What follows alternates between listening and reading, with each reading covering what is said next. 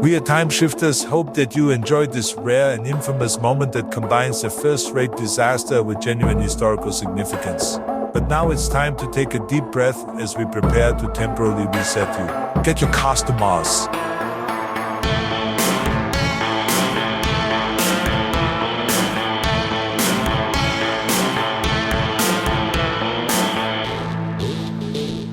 Hey there, everyone. This is Christopher, and I'd like to welcome you to the Time Shifters podcast. In this show, Tom and I dive into movies and TV, mostly in the sci-fi, fantasy, and horror genres, and share some thoughts, give our reviews, and we'll talk about a few other things here and there along the way as well. So let's get things started here and get Tom in on the show. Get Tom in on the show. Tom, how you doing? Well, you know, tis the season and all that. Tis the season, yeah. I hope everyone had a wonderful holiday, Hanukkah and or Christmas, depending, and all the other Kwanzaa and all the other festive occasions. Happy Saturnalia. There you go, perfect. May the great spaghetti monster do something to your colander. I don't know what the greeting is or what the thing is. I feel like we need to come up with something for the great spaghetti monster in the sky. I'm sure there is, and I just don't know it. So anyway, at the time of recording, it's before the holidays, so we can't talk about what we did during the holidays. But what have you been up to, Tom? Still recovering from that illness that I managed to have a couple of episodes ago. It's been really hanging in there. Other than that, lots of stuff. Son and his running, lots of work stuff. It's the end of the year, so finals are upon us, and we have lots of fabulous, busy things going on. So, at home, I have a tendency to not have a whole lot of time, but I have been trying really, really hard to binge watch Mr. Robot. I know of it. I've heard of it. I know a little about it, but I've never seen it. No, it's one of those with Rami Malek in it and Christian Slater.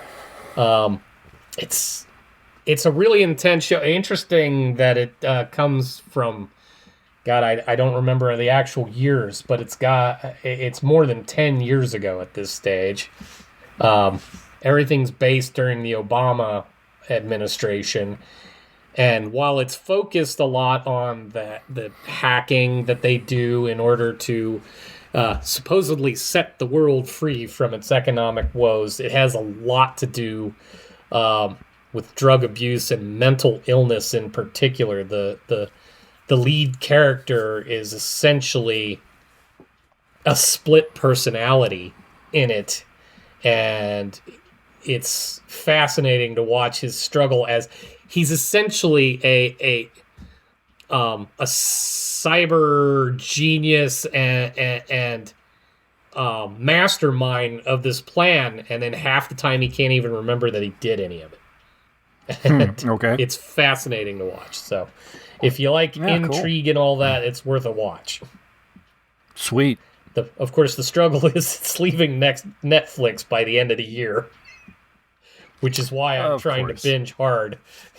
Is Netflix pretty good about, like, if they say it's leaving, it's really leaving? Oh, yeah, no, I know they set Prime... a date, at the stroke of midnight on that day, and since they said December 31st, if you're rigging in the new year watching Mr. Robot at 12:01, there won't be a Mr. Robot to watch.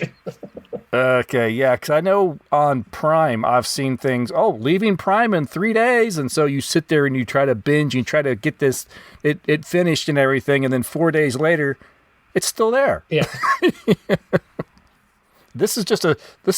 You were just trying to pad your numbers, weren't you? Yeah, you got to figure some of that is based on if we can get viewership up, maybe we'll make decisions, but...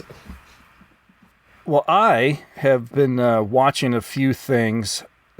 One thing, or several one things, I guess, in a way, was just kind of personal for myself. I went and watched the 1990s Rebirth of Mothra series of films. The 1996 Mothra, The Rebirth of Mothra. 1997 is The Rebirth of Mothra 2, and then 98, The Rebirth of Mothra 3. The third of which I had not seen before, because it did not get a release here in the States until like 2014, and it just kind of got by me at the time. I was busy with other things, and sure. Yeah. So I had the first two on an old DVD. Not the greatest DVD. It was just strictly dubbed, no special features or anything. But still, whatever. The library, my local library of all places, had the Blu-ray from 2014 that had all three films in both the English subtitled and dubbed. So, thank you, local libraries. If you don't have one, folks, get a library card. Trust me, you'll use it. No, that's pretty cool. I am surprised that slid by you, because I know Mothra's like your beastie of choice half the time. It is. I am a big Mothra fan. I don't know how. I don't know how or why this one got by me, but it did. These three films are definitely geared more towards kids. Sure. They are definitely probably aimed at the 10 to 12-ish kind of range, I'm going to say. Okay. They're still a little fun. They are way too long for what they are, though. I mean, all of them are well over an hour and a half, pushing 2 hours, and there are moments where I'm thinking, kids are going to be bored to tears watching this stuff, just waiting for the monster fights. But when they get to the monster fights, though, they did not skimp on these things. I think some of the monsters and stuff, they look better than they've looked in any other film. Toho in the late 90s and early 2000s really kind of turned it up. Those were some of the most fun monster movies they had ever made. Oh, I agree. I think those are a lot of fun. There's some are better than others, but all of them look really great. They're very bright and shiny, and it's just when you're so used to watching that kind of washed out 1970s, very flat Godzilla film, and then you get into the 1990s and everything is just whiz bang and flashes. It's kind of like, this is awesome. Well, they spent a little more time and money on the costumes for the monsters. It all looked a lot sharper, a lot more fun. It was just fun. You couldn't help but have a good time watching them. Now, by the time you get to the third Rebirth of Mothra film, the big bad is none other than King Ghidorah. Ooh. And he looks fantastic. Like I said, I don't know that he's ever looked better. I'm not familiar with that one, and admittedly, I struggle with Mothra, aside from the fact it is geared a little more toward kids, so it's a lot of wash, rinse, repeat, but I mean, that literally is Mothra. Start young, become the moth, go have a fight, probably die, new one is born, and then let's turn another movie into that. So you have seen these films? Yeah. Yeah. But yeah, that's kind of the formula for Mothra every single time. Not that Godzilla's any better. That's kind of like the description of almost any kaiju film. Yeah, all of the Toho properties. That Mothra's is a little more set because it's always pupil stage, moth stage, die stage, new pupa. It's always that cycle, whereas Godzilla is have reason to come stomp on things. Big monster there, kill that thing, go back to sea. Maybe occasionally will die and explode. Yeah, there's usually the Godzilla's defeated and everyone thinks he's dead, and then he comes back at the end and defeats whatever the big bad is. So of course. Like I said, similar. Occasionally we mix it up, and he gets to die for some reason or another, but he always either regenerates or there's a younger one waiting in the wings. Yeah, exactly. The Mothra effect for that one. Yeah. But fun watches, if not great films. I still enjoy kind of watching them just for the monster fights, for the visuals, and I'm a sucker for any kaiju that's got his own theme song. I would just have loved to at any point been involved in the production of one of those. Either being the person that gets to be the monster, or I could even get on board with all the model making to make the cities that are about to be trampled upon. Yeah, no kidding. That'd be so much fun. Now we just do it all CGI, and that's just boring. Yeah, exactly. Now, another film I watched, I did so to kind of introduce it to both my wife and son. Neither one had seen this one. We watched 1987's The Lost Boys. Oh, nice. And I know this one's near and dear to your heart. Has been since it came out. I do like this film, but it has been forever since I watched it. It was one of these things where I listened to a lot of podcasts, and like 3 different podcasts for very different reasons all started either just mentioned it or actually reviewed it, or it came up in some other conversation. I'm like, I really want to watch that now. I dialed that one up, and I had like some old Google Play credits hanging out that I had got years ago and hadn't used.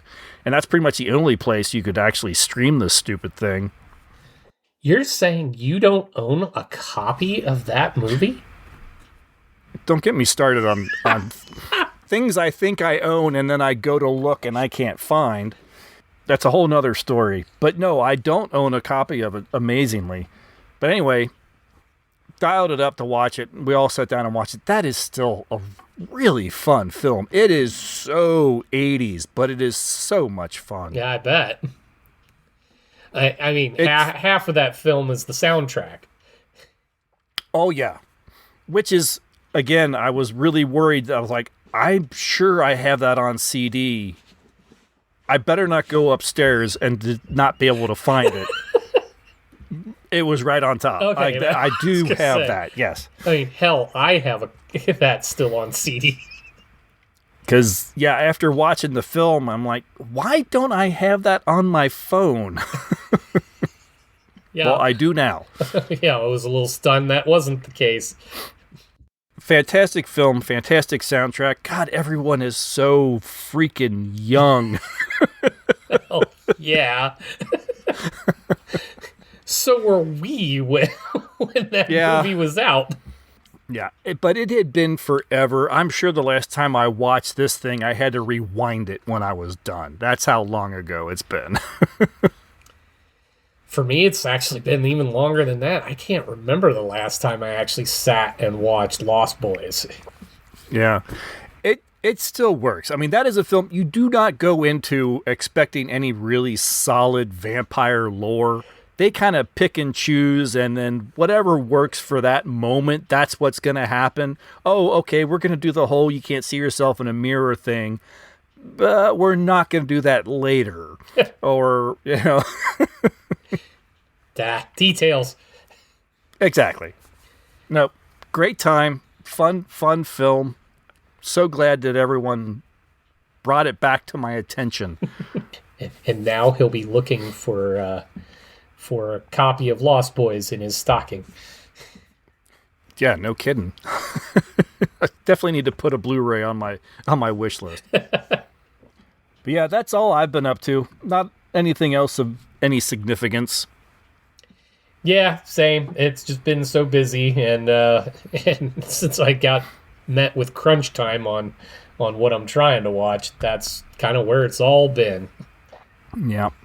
I do have a couple comments on some previous episodes. Do you want me to read those to you now, or should we wait till the end?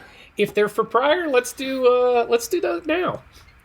Okay, that's fine. These are ones, I apologize to anyone that left these things in the past. I had a couple comments left on Spotify.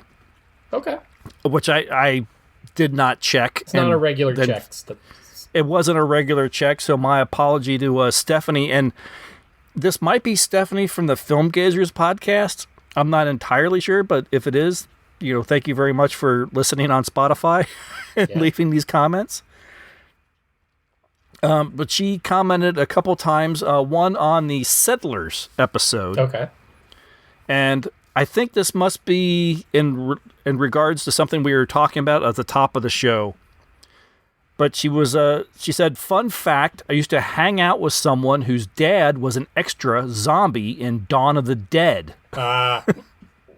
He had us over and showed us his scene. It's when they were escaping towards the end. Such a cool experience. He got to tell us about it. So we must have been talking about something. We must have talked about some film at the top of the show, or we probably some zombie talked film. about our trip to the mall. Oh, that's exactly, that'd be about the right time. Oh, and actually, I had forgotten to mention, I actually managed to watch in its entirety Dawn of the Dead, the original. Oh, nice. Very cool. Yes, hadn't done that.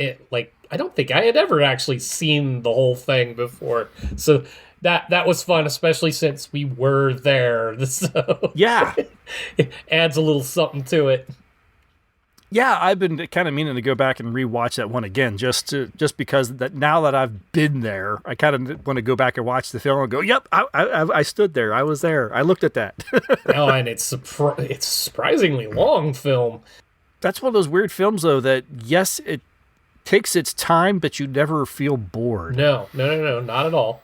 She also commented on 2036, and then this is in response to the question I asked about whether you wanted a Klingon, a rover that only understood Klingon, or a Jeff Goldblum AI, if you remember that. Yeah.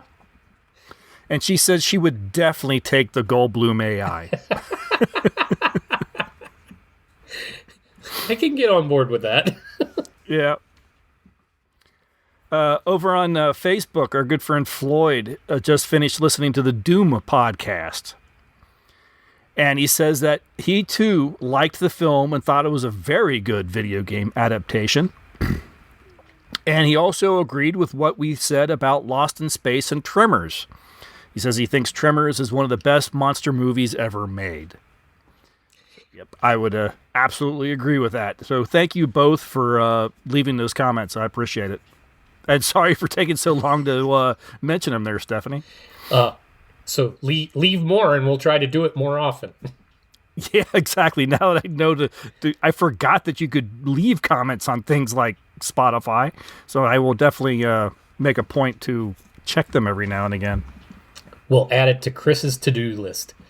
All right, well, with that, I think we'll take a break and listen to a promo for another podcast. And then when we get back, we take our last trip to the Red Planet when we talk about Santa Claus Conquers the Martians.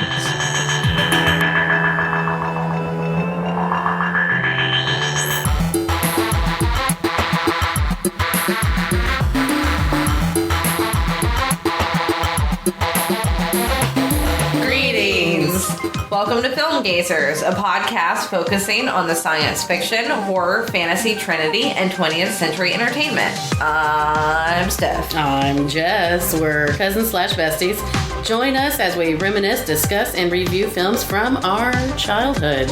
Follow on Instagram at Film Gazers and listen to the show wherever you like to get your podcasts. Later, taters.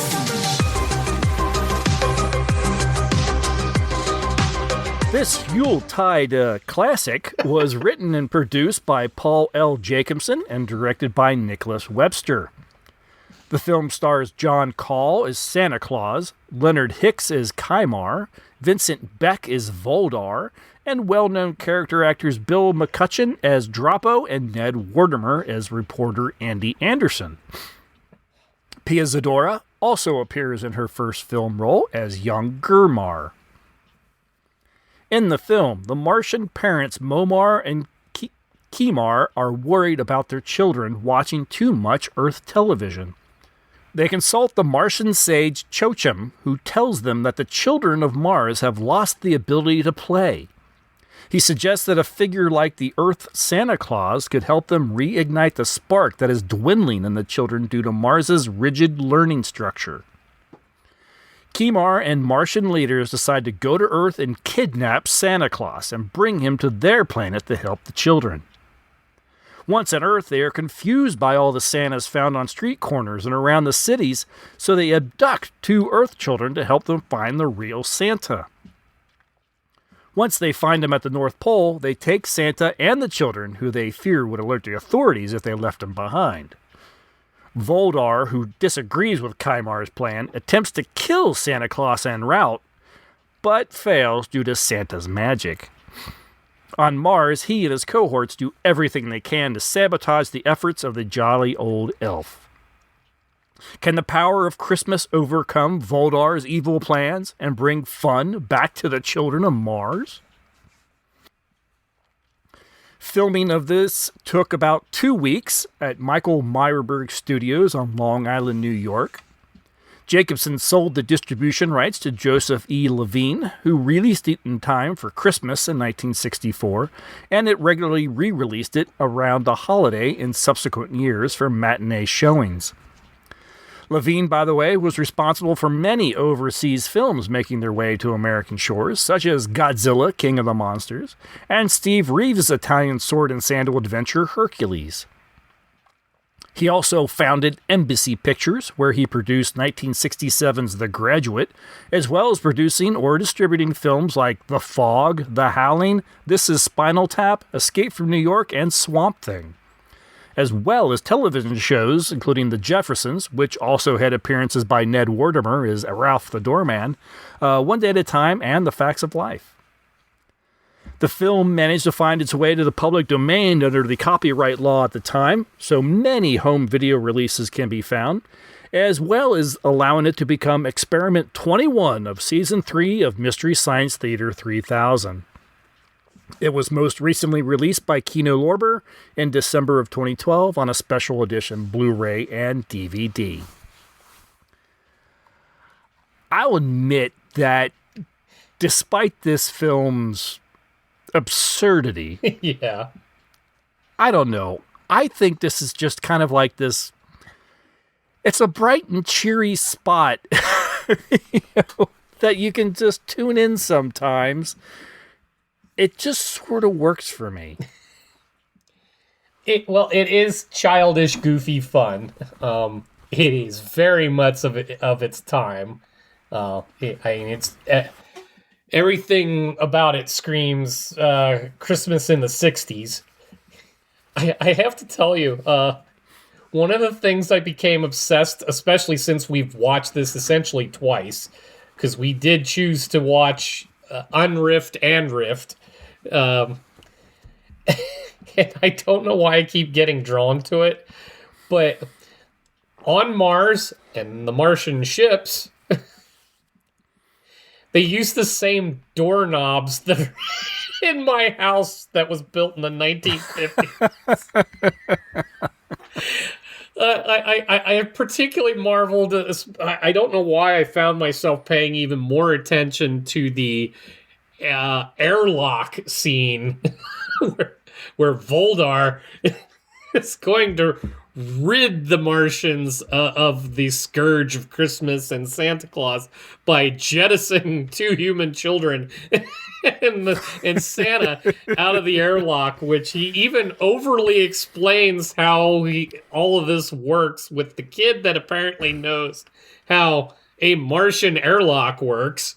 But Billy is very smart. Billy is very smart, but I couldn't help but laugh out loud as Voldar closes the airlock door and Billy goes to bang on it, and I'm like, that airlock door just has a doorknob on it. I'm like, maybe you could just breathe through the keyhole or something. I don't know why it struck me. And then after I saw that one, I saw it everywhere. It's all over Mars. They all have just doorknobs. That's awesome. And I don't know why. It brought me joy watching these silly sets and all of that.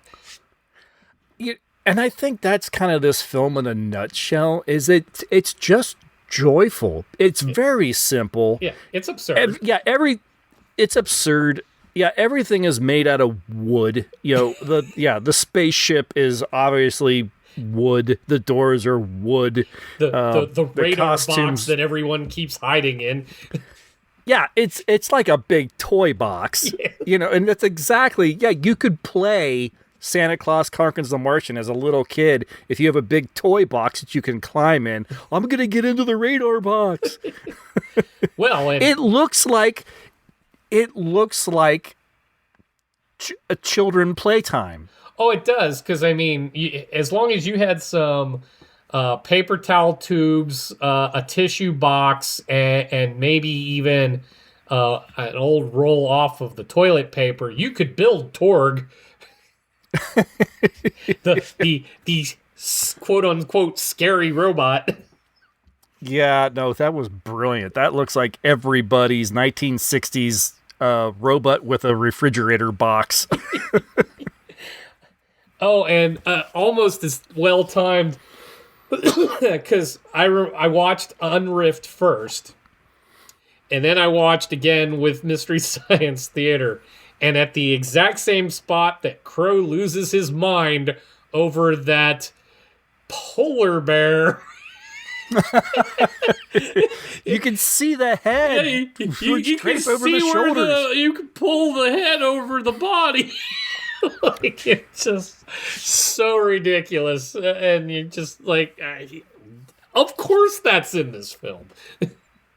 Oh yeah. No, it is very much, it's right out of like child's imagination. If they drew a spaceship, it would look like the Martian spaceship. If they drew up what they think a Martian would look like, you can imagine this is a kid's drawing come to life. And there's something just kind of just fun and innocent about it. Oh yeah, no, it is totally that. It can be, having watched it twice fairly close together though, small doses, this isn't a weekly watch kind of thing. No, mind. I will agree. I actually watched it Rift first, but I had to really kind of force myself to go ahead and watch it unriffed. I sat there thinking, I don't know, they didn't cut that much out. I just watch the riff. That's good.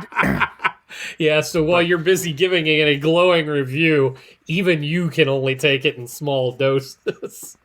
Yeah, I did watch it in the full length, unriffed.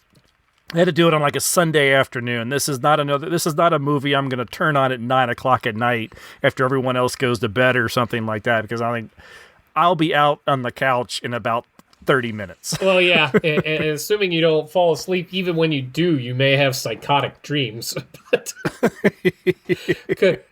Because that's the thing on the second watch, even, and that was with Mystery Science Theater. The thing that was also standing out to me is just the maniacal laughter. Like, anytime they get Santa laughing, and then everybody else has to join on, you feel like, laugh or you'll be beaten. Like, no, there isn't anything funny, but laugh. I think another reason that this film works for me is that there's no one in this film that isn't putting in their 100%. Everyone, no one is phoning it in. They are all, this is the job. Yep. Everyone is just really dedicated to the task. They're playing it straight. Especially our King Martian here. Kemar? Leonard Hicks. Kemar, Leonard Hicks. He is playing this completely straight through the entire film. No one is walking around going, this is just some stupid kid's show. I'm a Martian, let me flip a switch or anything. No, everyone, they're into it. This is it. And that I appreciate that. I appreciate it too, because and I caught it the first go round, and again the guys caught it in Mystery Science, because there is a scene where Kimar is trying to understand why the Billy and Betty seem down, and Billy and Betty, being children, they're not necessarily delivering these lines as well as maybe one might hope. And at one point, Betty steps all over Kimar's line. Yeah. Good night. Yeah, like she's just shutting him down while he's trying to get out his line. And he just powers through and lets her go ahead and step all over the moment. And then takes it from there. And I'm like, okay, that's actually some consummately good acting skills that you just ran with it and let it go. And to the point where they chose not to do any kind of edit and just let it play. Yeah, exactly. They used that take. Right. Because he kept it straight. He just let her, she interrupts him, and then he says his line. You don't get the look on his face of like, I fucking hate working with kids or anything. No, none of that.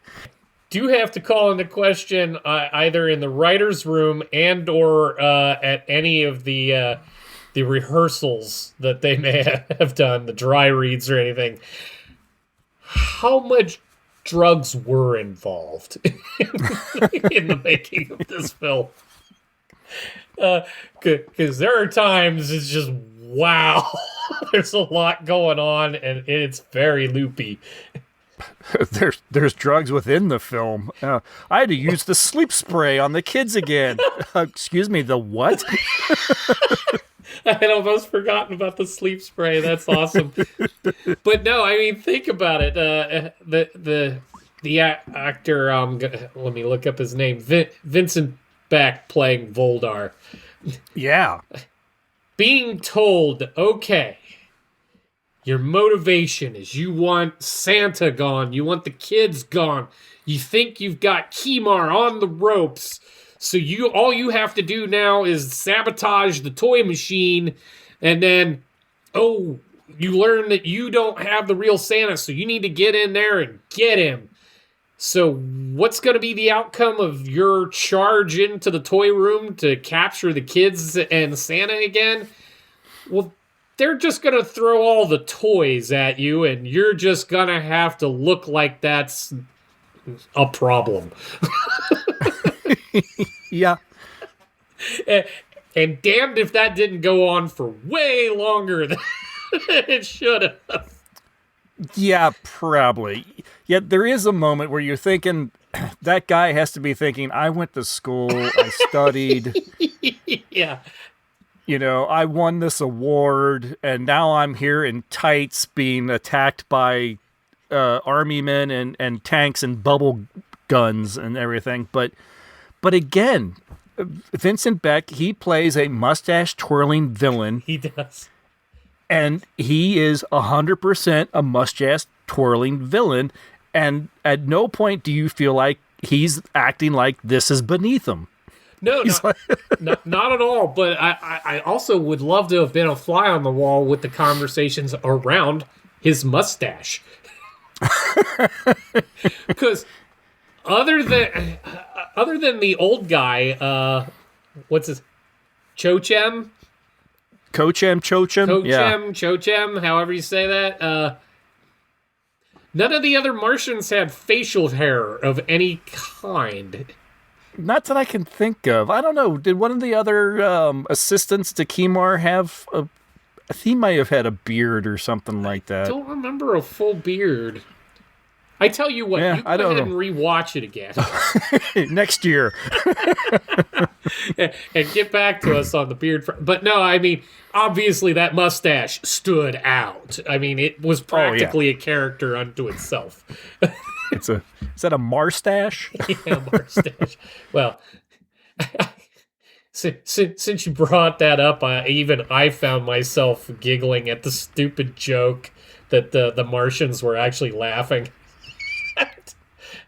what do you call a thing that you roast over over a fire, and it's also green, and it's also green? A Martian mellow. Ha ha ha ha ha ha. It was just so dumb and so well placed. I'm like, okay, okay. All right, all right. I wasn't expecting that.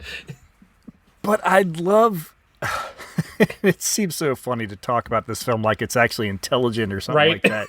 Yeah, they tell this really stupid joke. Everyone kind of having their chuckle, and Voldar is sitting there going, "That's what we are all becoming, Martian mellows." You know.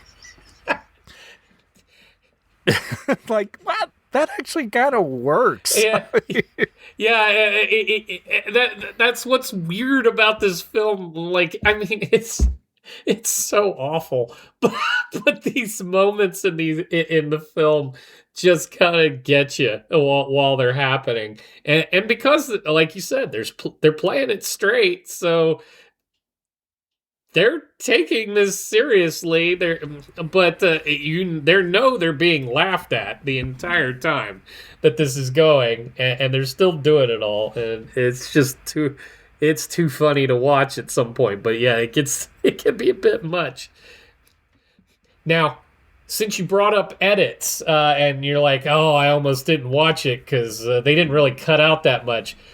One of the things that Mystery Science Theater did cut out that actually I applaud them for, because I mean, it's still at least loosely a science fiction film, and of course being from the early 60s, damn if we didn't get in a ton of military stock footage.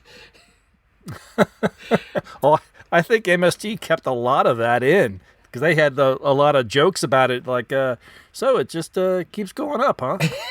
They did that, but no, like, everything where they cut out a lot more than they kept, because during that first watch, Unrift and all that, there was way too much Air Force time on the screen. Oh, there was, like, the refueling scenes, and, yeah. Oh, yeah, and all this...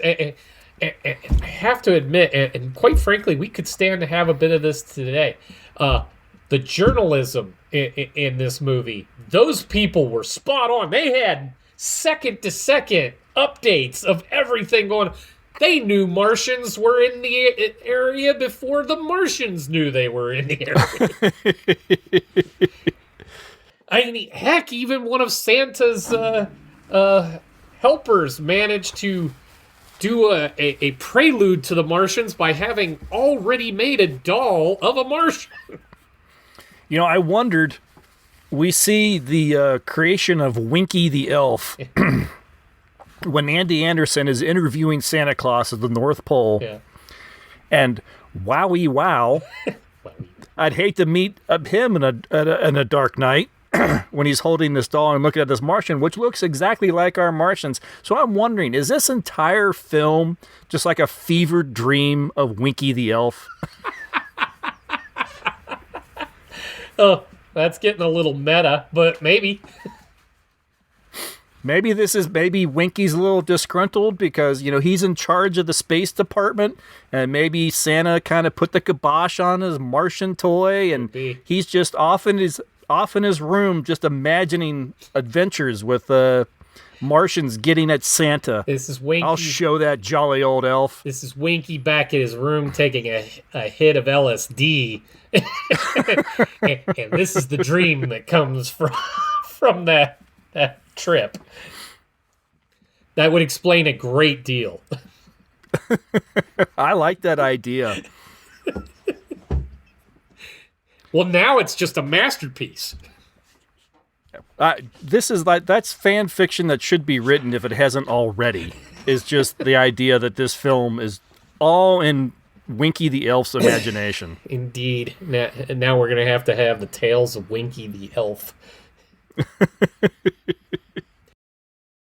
Even the Martian weapons are whammo air blasters. Right. They were an actual toy. That's where, again, I actually think a lot of thought went into the production of this film to create it as something that this was a kid plane. Yeah. This is something they had. They could pick up their Whammo air blaster and say, "Oh no, this is a Martian gun. Pop, pop, you're frozen." Of course, extending that, there's at one point where Kimar goes up to one of his children and actually pulls their antennas longer. And I have no idea what the point of that was. I think he does that to Droppo, because Droppo's sound asleep under the table for some reason. He did that too? Yeah, before he hit him with the tickle ray. There's a lot to unpack there. Again, leading a lot of credence to this idea that this is Winky's fever dream. Absolutely. Yeah, this was apparently Bill McCutcheon's first film, too. He had done stage and television work. He'd actually won an Emmy for his role as, I think, Uncle Wally on Sesame Street prior to this. Oh, okay. But I did not know, and just read as I was kind of doing a little research and everything. Yeah, he's definitely like I said, a character actor. I've seen him in other things after this and probably before this on television and maybe in some films or something. But yeah, he is a Droppo. I think that was interesting. Everybody has these very, Kimar, King Martian. Mom Martian is Momar. Yeah. Girl Martian is Gurmar, et cetera, et cetera. And then there's Droppo. Oh, and just popping through his filmography, I know one of the places you saw him and don't realize you might have. You said you were rewatching Tales from the Dark Side. Yes, I believe he was in that, wasn't he? He did an episode of that. Dr. Snodgrass was somebody he played. Mm-hmm. So that's not after Uncle Wally and Droppo. Tales of the Dark Side isn't exactly where I would have thought to find him. Well, after you do Santa Claus Conquers the Martian. True. The film, story-wise, is a little disturbing. The fact that you have, them running around with tickle rays, using sleep spray on the kids. The very idea that it's perfectly reasonable to kidnap 3 Earthlings and bring them to your planet, and then, we'll just return them and everything's fine. Or even the notion that you're going to kidnap them to bring joy to your children. Yeah. Oh, and that's actually another one of these moments where I really give it to Leonard Hicks as Kimar. Santa Claus is talking about, I want to get this toy factory up and running so we can get it going so I can get back to Earth in time for Christmas Eve. And behind him, Kimar is going, "You're never returning to Earth, Santa. You belong to Mars now." Like, that was a great, that's a great line in this film. That's a great line and well delivered, sir. Shame this is the movie you got to deliver it in. But I need to look up Leonard Hicks and see if he did anything else, because I would be very interested to see him in, well, frankly, anything else besides this. So, something where maybe they didn't just slather green paint all over his face. And I missed their little helmet with the antenna. Is that biological, or did they get those later? They obviously do something, I guess. Sure. Just not really sure what. I just did a real quick look at Leonard Hicks. Yeah, he didn't really do anything else. He made a couple appearances on TV, some uncredited thing in '61, and this is it. This is pretty much, this ended his career. Let's not go with ended. Like, when you've done Santa Claus Conquers the Martians, where do you go from there? He unfortunately died really young, apparently. He was only 53 and died in 1971. Well, I don't want to be hearing that. Yeah, that's unfortunate. I think he was a really good actor. I mean, for being able to take a role like this and to not look like you're just angry about taking a role like this and do it and be like, no, this is what I'm doing. This is a fun thing. I'm going to have a good time and I'm going to put 100% into it. Amazing job. Yeah, no, it would have been fun, but yeah, that looks like this movie is his last actual credit that I saw on IMDb. Yeah, no, this was it. Like I said, yeah, you go out on top. Yeah. Well, I hope he's somewhere knowing how much, at least I appreciate. Yes. No, and you're right to say so. Everyone in this, like even John Call as Santa, you could have convinced me that man is just Santa. Everything about that man screamed Santa Claus. Yeah, I wouldn't be surprised if he was like professional Santa that they found on a street corner or in a mall, shopping center. No, I mean, hell, Coca-Cola must have hired him at some point too, because since Coca-Cola is actually responsible for the modern version of Santa Claus, that man looks exactly like what's on the side of their billboards. Now, I have fun with this film, as you said, in small doses. It is not something I can watch a lot, but every year or two, I have no problem kind of plugging this in and maybe doing it the MST or maybe putting it on just kind of in the background as just a distraction and a little bit of noise while you do something else. Oh, yeah, no. And watching it along with the Mystery Science Theater crowd, it just gives you permission to give in to the silliness of it all. Yeah, exactly.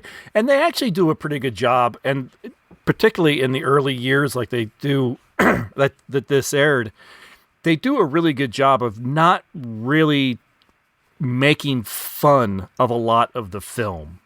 They're not mean. Let me put it that way. No, they're not mean-spirited in their jabs. Yeah, no, this was riffing for riffing's sake. They were taking it at face value and having fun with the moment that was there, not poking fun at the people and the story. The most mean-spirited riff I can think of wasn't directed at the film. There was a moment where someone commented about that all the food is pills. And they make a crack at, who do you think we are, Judy Garland? Yeah, that's one where you almost go, too soon?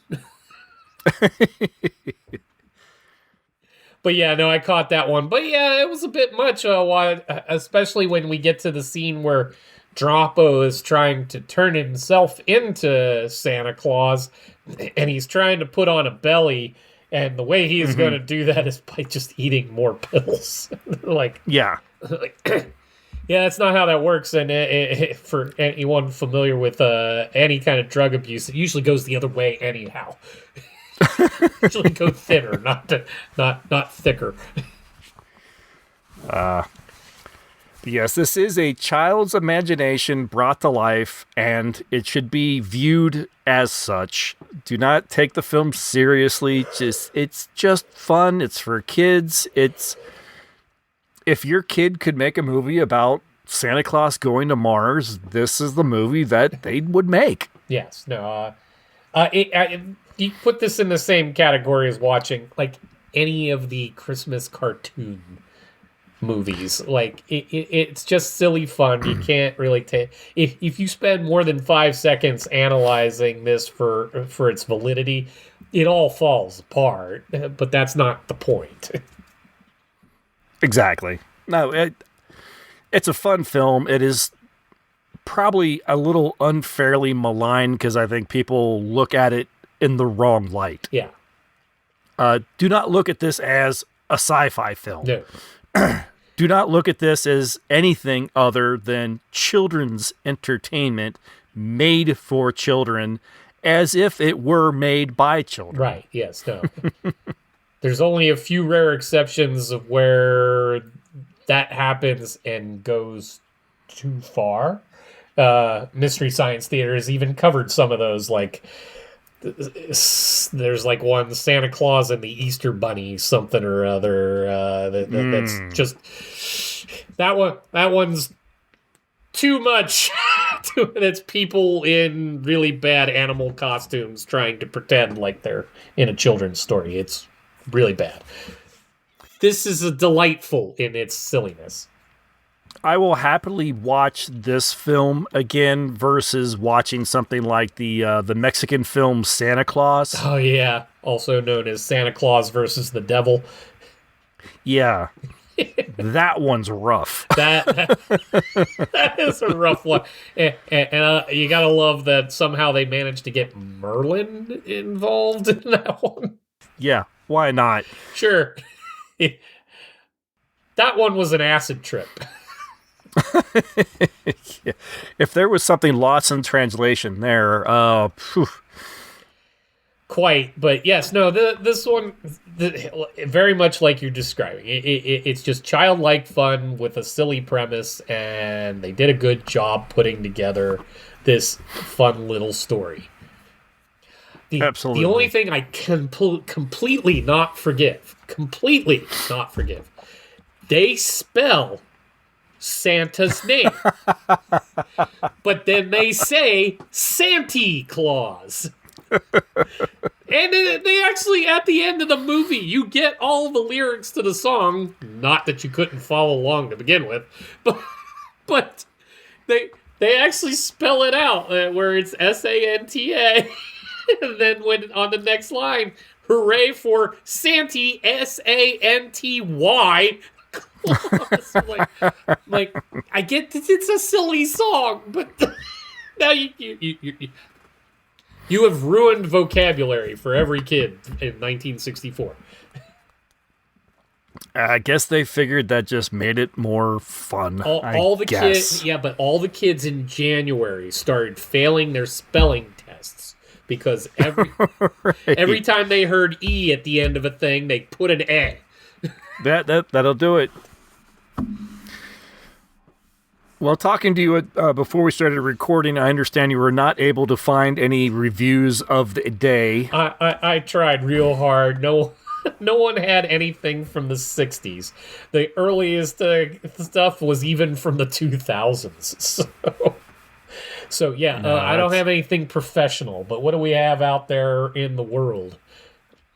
We do have just a couple real short social media. I've really thought someone might actually jump on this one because it's so well known, especially because of MST and everything. But Scott Morris does say over on Facebook that he loves this movie more than anyone should. Saying it that way is probably true.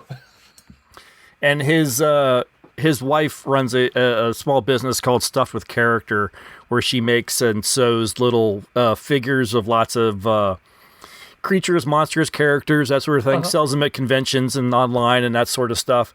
And they have a Droppo figure that she created on their Christmas tree. So, pre or post Santa suit? Pre. Okay, so it's Droppo all natural. Yes. That's a frightening image. Over on Discord, Matt chimed in and said that I've never seen it unriffed, and it was difficult to get through it even with that.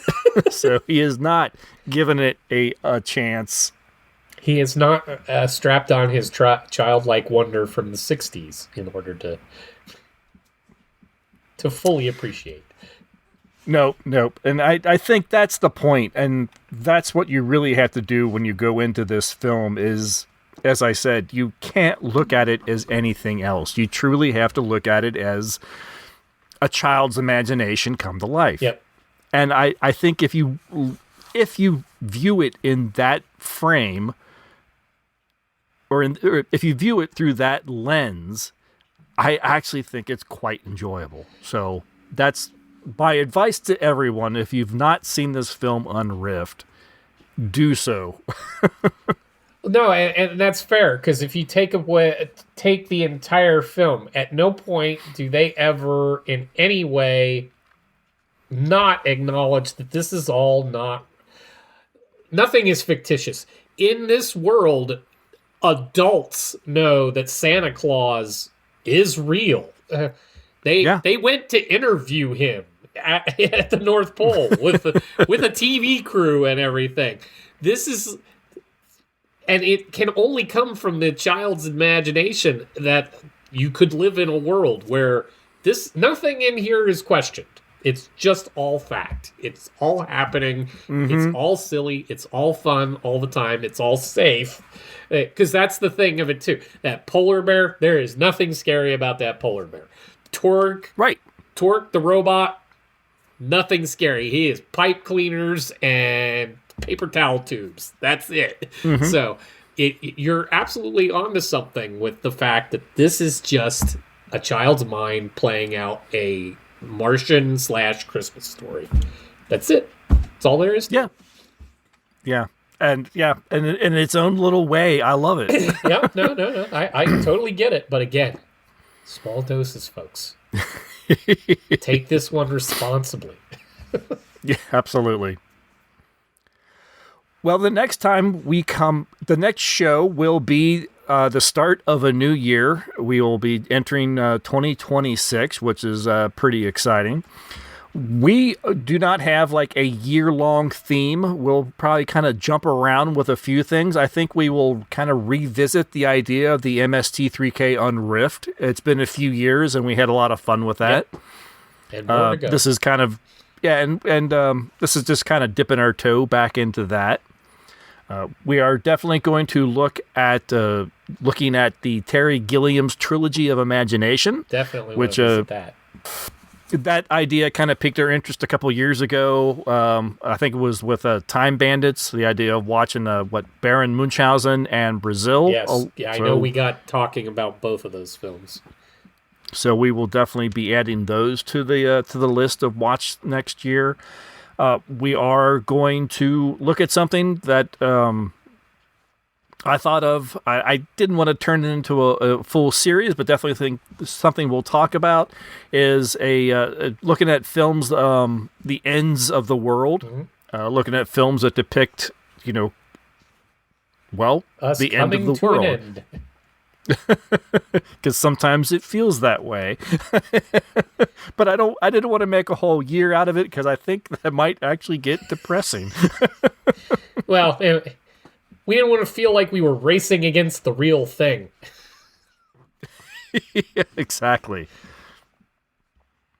Oh, and I did want to mention this, possibly getting into a little bit more into the independent film.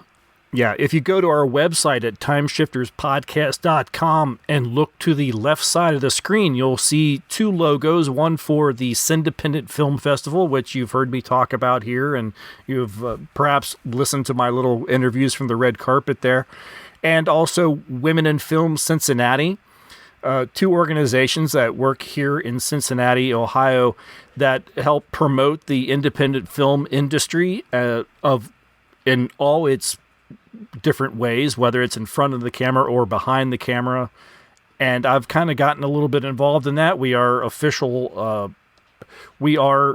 paid supporters of both institutions, and I got a chance to kind of communicate a little bit with the people involved. I went to the Women in Film and Film Cincinnati holiday party, got to hobnob a little bit and do some networking, and I'm hoping that brings us a little bit more independent film to the table. Always game for that. Yeah, so that's exciting. That's something that may happen in the coming year. So we shall see. Put a pin in that one. But for now, I want to thank everyone for listening to the Time Shifters podcast. We'd love to hear your thoughts on this episode, or whether it's any feedback, questions, or just something you want to share. Feel free to reach out via email or drop a comment on any of our social media posts. Follow the link in our show notes here, or head to timeshifterspodcast.com. If you've got a moment, please consider leaving a rating or a review, especially a positive one. It really helps more people discover the show. And who knows, they might become listeners too. And I promise if you leave comments on, the episodes, I will try to. He'll be checking Spotify a little more I'll be regularly. checking them a little more often. Yes. If you're feeling generous, you can toss a little monetary support our way. Please visit Ko-fi.com/TSPOE podcasts. Every bit goes towards web hosting and production costs. This show will always be free, and there'll never be any paywalls or anything, but any help you can give us is really appreciated. And if you like stuff, sure, the holidays are passing us by, but it's always nice to give to those that you love. Check out our merch at TeePublic or Dashery. Links are in the show notes and on our site. You'll be helping us out and supporting some awesome independent artists at the same time. All right, that's it, everyone. Thanks very much for listening. Have a happy new year, and we'll see you in 2026. Bye. See ya.